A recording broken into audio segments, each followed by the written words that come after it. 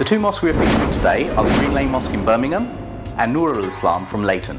Let's meet them now. Assalamu alaikum. Wa alaikum salam. If you could just introduce yourself and your position within the mosque for the audience at home.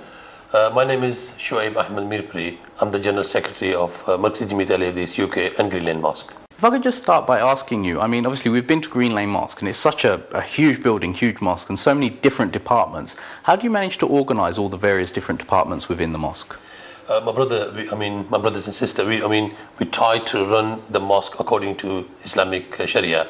And alhamdulillah, we've got Shura and we've got more than 160 members. And from the 160 members, we elect 3 members, the chairman, the general secretary and the treasurer. And from the Shura, we've got 27 members of executive committee. And from executive committee, we've got about 14 management committee. And then we give the responsibility to the brothers like media, education, in charge of the mosque, in charge of day-to-day running of the masjid, and so many other things. Like we've got Islamic Judiciary Board, we've got State Path magazine, Urdu Sirat al-Mustaqim, and alhamdulillah many activities daily. Excellent, Jazakallah for that, for sharing that with us.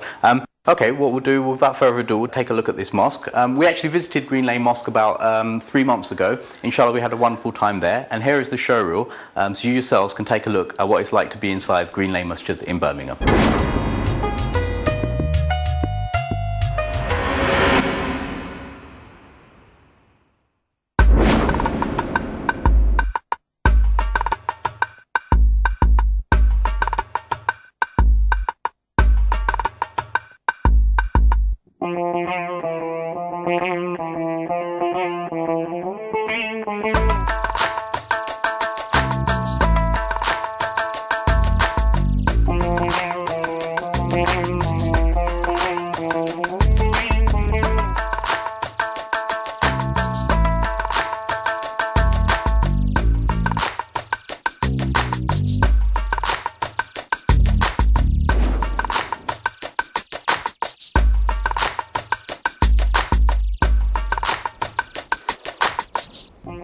Bismillah ar-Rahman ar-Rahim. My name is Shoaib Ahmed. I'm the General Secretary of Masjid Al-Hadith UK and Green Lane Mosque. Welcome my brothers to the Green Lane Mosque, and inshallah in a short while I'll just take you a small tour around. Welcome brothers. This is our main hall where our brothers, they pray 5 times a day and the Jummah prayer. This is mihrab, and that's where Imam Sahib leads 5 times a day, 5 prayers. And next to mihrab is the mimbar. That's where the 3 steps are. Again, this is used on Fridays when the Imam Sahib gives the khutbah, Friday sermon.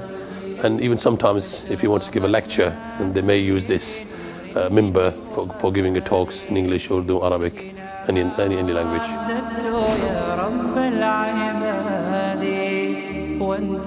Okay, this is ladies' entrance, and then coming into our sisters' prayer hall. Stairs when they come, and if they've got any problem, if they want to ask any question to any imams or any scholars, we've got a telephone here, and all they have to do is just pick up the phone, and it automatically rings into the office. And we've got even if they want to speak to imam who's giving a khutbah, they can even speak to him before the khutbah or even after the khutbah. That's the notice board again for our sisters. This is the prayer hall for our sisters. This is the place where they pray 5 times a day. And on Jummah, this door is also open for them to give them more place. This is also a part of our sisters' prayer hall area. And we've got 2 classes here also, 2 Hifz classes for our sisters, those who learn, who try to memorize the Quran by heart.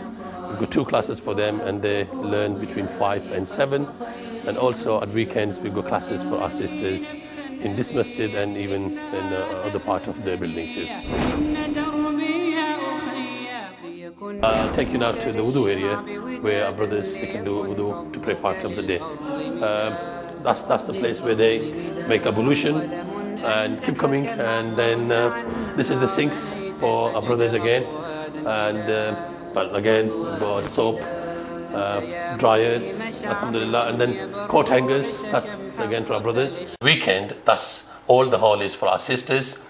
We run the youth club for our sisters and brothers. So on Sunday, we've got more than 200 brothers attending the youth club. And when they come into the masjid early morning by 11 o'clock, first we give them a small lecture and then question answers. And after that, we take all our brothers. I mean, we book up pitches for football or cricket or others. And then at the Zohar prayer, they come into the masjid and pray. And then after that, their parents come and take them away. Mashallah. And for our sisters, alhamdulillah, we've got, not exactly as our brothers, but we try to help them indoors. Our sisters, they come on Sundays and even on Saturdays too, on the youth club, or you can say learning or educating themselves for Islam and mathematics and English classes we've got. And at the same time, in our community hall, we've got same things for our sisters. They can play badminton, they can play table tennis, I mean run around in the hall, and do some karate classes, boxing classes, and many. We try to help, and we try to help our community and our friends much as we can, inshallah. No, mashallah, that is important, because although, you know, a lot of mosques that we've spoken to are providing services for sisters, but not on the same level as they're providing for the males within the community. So alhamdulillah, it's nice to see that you're providing, you know, some facilities and sports facilities and enjoyment for the sisters there as well. Jazakallah for that.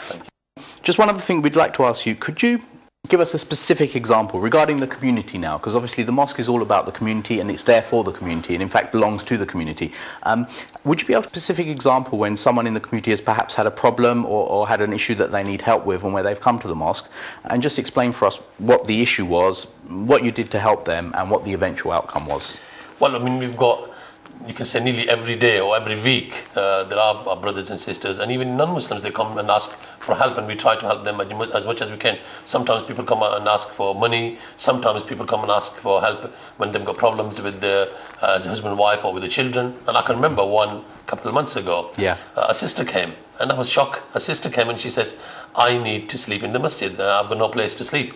And we asked her, what happened? She said that, well, I don't know, I hate my child, and I've got no relatives, I've got only one house, and my husband's got the children now, and I don't know where to live. So please help me to find me an accommodation in the masjid somewhere. So we try to help her, but we've got policy. Nobody's allowed to stay in the masjid, but on that occasion, a sister's crying for help, or even a natural, any human being.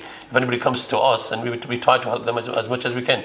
So we did finally, we got some, as we've got rules and regulations for a brother or sister who want to stay in the masjid. Firstly, that's not allowed anyway, apart from the Ramadan itikaf. But for that sister, and or similar to that one, we took a photocopy of the passport and another ID, and we did try to help her, and we thought it could be only for 1 or 2 days, but subhanallah, it took us 2 weeks. We had to look after her for 2 weeks, and after 2 weeks, alhamdulillah, that she had to rejoin her family back.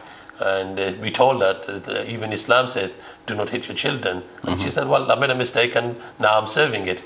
And same goes to others. So we try to learn lessons and try to help each other within it like that. Alhamdulillah. And does that sister still come into the mosque now? Is she still like a... Alhamdulillah, she comes in the masjid and she appreciates what we did to her. And there are many others. Sometimes a man came in and he says, oh, could you help us? I've got no fare for the transport to go to London. And there are many others, you know. Oh, mashallah. Thank you very much for joining us. Just one final question for you. I'm sure we're really interested to know, and our viewers will also be very interested to know, why do you think that your mosque, the Green Lane Masjid in Birmingham, should be considered as the model mosque of 2007? Well, I think personally, because we are doing a lot for the community, but still I think we need to do more and more.